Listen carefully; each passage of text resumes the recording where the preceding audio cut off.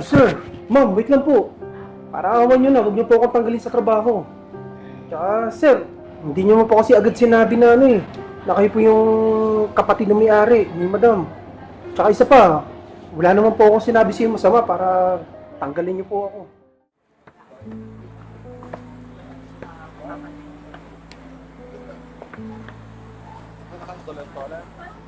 Hi sir, thank you for coming. Yeah, please come again.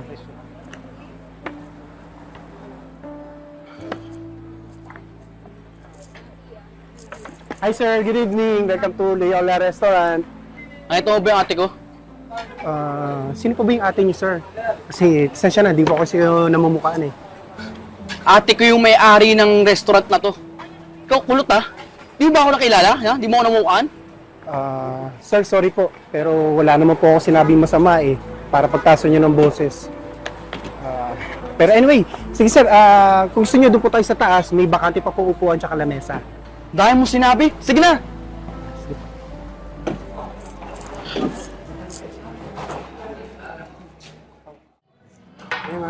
Hoy, kulot! Kulot, liga nga dito, kulot! Wait lang sir, tapusin ko lang po. Hindi mo ba ako narinig? Bingi ka ba? Sabi ko liga dito, di ba? Ma'am, sorry po saglit lang po. Yes po sir.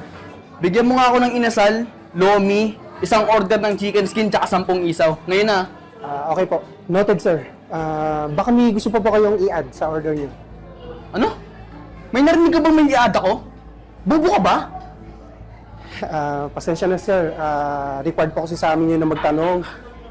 Para sa aming mga waiter, ganun po talaga. Para ma-follow po namin yung mga order.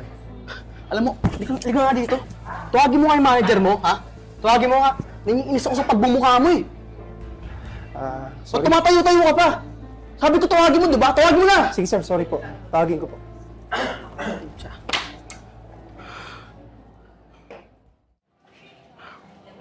Tagal naman ang order ko. Ang tupo. Sir, ito na po yung order nyo. Napakatagal mo naman. Pasensya na po kayo. Nga pala sir, yung request nyo po pala, siya po yung manager po namin. Hello po sir, magandang gabi po. Ano po bang problema sir? Ba't pinatawag mo po? Madam, gusto ko patanggal itong kulot na to, ha? Hindi marunong kumilala kung sino nasa harapan niya eh. Sir, wait lang po. Bakit po? May ginawa po ba siya sa inyo? Kapatid ako ng may-ari ng restaurant na to. Kaya dapat, sumunod na lang kayo. Sir, hindi ko naman po alam na kapatid po pala kayo na may-ari nito eh. Tsaka hindi ko din po kasi naman kayo kilala. Ma'am, parang awan nyo na. Huwag nyo naman akong tanggalin sa trabaho. Kasi maasa po sa akin ng magulang ko. Ako lang breadwinner. Maki, mabuti pa. Humingi ka na lang pasensya kay sir.